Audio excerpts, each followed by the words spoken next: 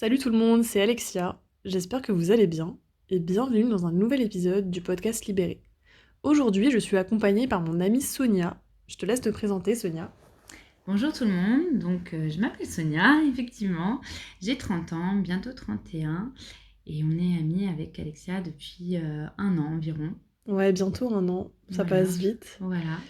Et du coup, dans l'épisode d'aujourd'hui, on aimerait vous parler de notre vision des relations saines. Du coup, voilà, on va débattre un petit peu de ça avec Sonia. Du coup, Sonia, j'aimerais juste préciser que tu es en couple. Et voilà, est-ce que tu peux nous parler un petit peu de cette relation qui pour toi est très saine? Pour toi, quelles caractéristiques de cette relation font que tu trouves que tu te sens bien voilà, dans cette relation Mhm. maintenant?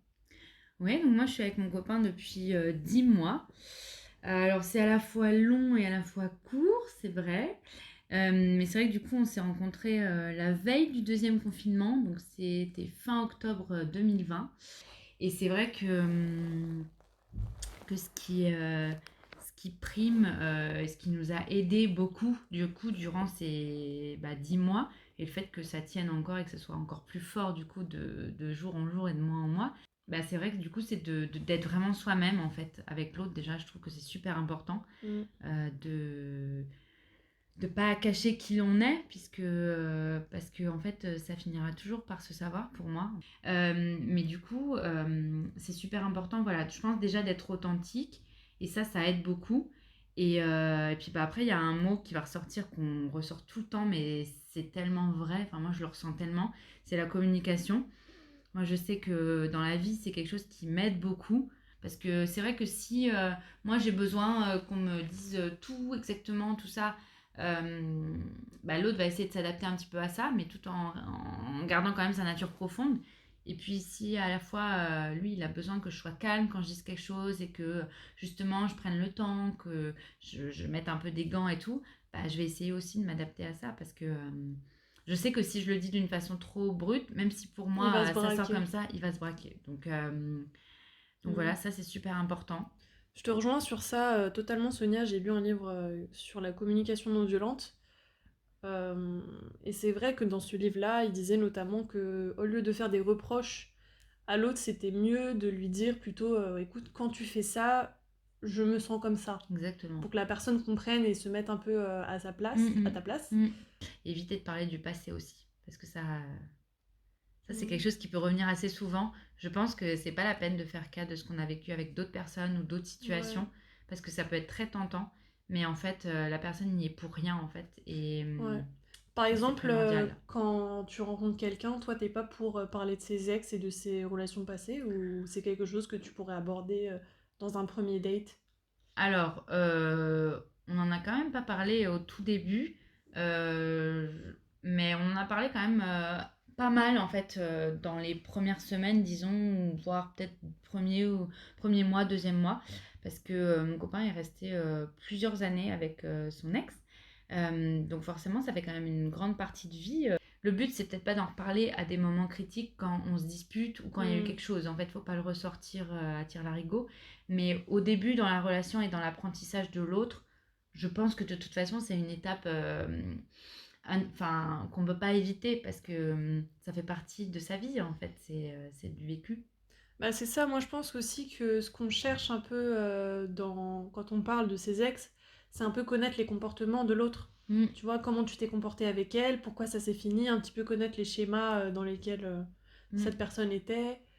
Mais je suis d'accord avec toi sur le fait que bah aujourd'hui, voilà, il est en couple avec toi, il n'est pas en couple avec son ex. mm. Donc ce qui peut être valable avec son ex ne sera pas forcément avec toi et inversement. Oui.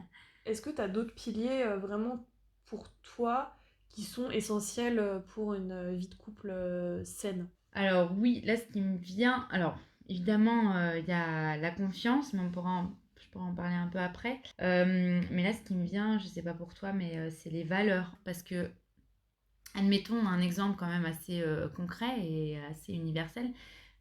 Si la personne ne veut pas du tout d'enfant, ou du moins n'est pas prête du tout pour le moment, et que toi, en fait, c'est quelque chose que tu veux concrétiser, t'as beau aimer la personne, s'il n'y a pas ce pilier où on est d'accord, ça pourra pas marcher à long terme en fait.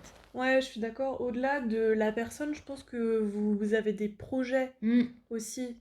C'est bien d'avoir des différences, mais il faut vraiment qu'il y ait des principes de vie comme ça, des projets de vie qui soient... Et peut-être qu'au début, ça va pas te bloquer parce que tu Mm. vas te dire, mais à long terme, si Exactement. cette personne est amenée à rester avec toi pendant longtemps, ça peut se passer très bien sur tous les autres points, mais ça peut faire que Ça la va relation toujours se termine. bloquer. C'est ça. Donc ça, je pense que je dirais que c'est vraiment fondamental. Moi, je trouve ça aussi super important de savoir comment ton mec se comporte avec ses amis. Est-ce qu'il est bienveillant? Est-ce qu'il est là pour eux? Est-ce qu'il sort souvent, etc. Tu vois, pour voir un petit peu les valeurs qu'il a. On revient à ce que tu disais tout à l'heure. C'est vrai. En amitié, je Mm. trouve que c'est super important aussi Tout à fait. de voir si finalement, toi, tu t'entends bien avec ses amis, si lui s'entend bien avec les tiens. C'est vrai. J'irais même plus loin en Mm. disant que c'est bien de voir comment la personne se comporte avec presque tout le monde en fait. C'est ça. Parce que, donc bien sûr avec ses amis, t'as raison, j'ai tout à fait, mais même en fait avec ses parents, sa famille, avec quelqu'un dans la rue. Et du coup, pour revenir à ce qu'on disait tout à l'heure, quels sont pour toi, si tu devais résumer les 5 red flags, par exemple, qui font qu'une relation pour toi est malsaine? Bah évidemment, la trahison, et quand je dis trahison, c'est dans toutes ses formes, c'est pas forcément tromper, bien sûr ça en fait partie, mais c'est trahison le fait de j'ai dit quelque chose, je m'étais engagée à quelque chose, je le fais pas. Ça, c'est pas possible parce que. Et c'est comme ça qu'on voit aussi quand il se comporte avec les autres. Mm. Et puis bah, le fait de. Je vais t'en dire trois, je crois, parce que c'est vraiment ces trois-là qui me ressortent le plus. Le fait de pas communiquer du tout, en fait. De vraiment cacher les choses ou de dire quelque chose qu'on pense pas. Ça fait partie d'un des accords Toltec que ta parole soit impeccable. Parce que du coup, à partir du moment où tu dis ce que tu penses à l'autre ou aux autres, en fait, ils peuvent pas s'étonner en fait ensuite, C'est ça. puisque tu as prévenu. Donc, Et la personne peut pas deviner non plus ce que tu elle peut penses pas parce deviner, qu'elle est on pas peut pas toi. faire de supposition, ce qui est une autre aussi un autre accord. Alors pour moi, mes red flags, déjà, bon, bien sûr, c'est quelque chose qu'on sait, mais la violence. Mm. Que ce soit la violence physique, bien sûr, mais aussi la violence psychologique. Je trouve que c'est malheureusement quelque chose qui est assez présent dans un certain nombre de couples et qui est banalisé, que ce soit le fait de rabaisser l'autre, que On ce en parlait, soit, oui. ouais, que ce soit aussi le fait d'isoler l'autre de ses proches. Je pense que c'est une forme de violence. Voilà, de vouloir aussi, voilà, la possessivité, ça, pour moi, c'est vraiment quelque chose, un vrai red flag si la personne ne veut pas rencontrer tes amis, si la personne préfère vraiment que vous soyez que tous les deux, Tout le temps, oui. tout le temps, que la personne, par exemple, est tout le temps jalouse quand tu vas voir la moindre de tes potes. Pour moi, c'est vraiment un red flag parce que pour moi, dans un couple, certes, on est deux, mais pour moi, on est deux personnes qui marchent sur le même Ensemble. chemin ensemble. Mm. Tu vois? Faut pas s'oublier. Voilà, un autre red flag, c'est de totalement s'oublier et de Vivre pour l'autre. vivre pour l'autre et plus vivre pour soi. Tu vois, enfin, pour moi, en tout cas, dans la vie, il n'y a pas que l'amour, il y a aussi l'amitié, il y a aussi les relations familiales, il y a aussi, pour moi, en tout cas, un très fort Professionnel aussi. professionnel et surtout du développement personnel, de Mm. savoir qui tu veux être, quelles sont les valeurs que tu défends et tout. Enfin, voilà. Bon, bah du coup, on va conclure sur ça. Merci beaucoup Sonia d'avoir pris le temps de débattre avec moi sur ça et de partager un petit peu ton point de vue. Ça a été un réel plaisir. Merci à toi aussi de m'avoir proposé ce sujet. Et puis bah, on attend vos réactions. Et n'hésitez pas à nous dire si vous voulez parler d'autres sujets.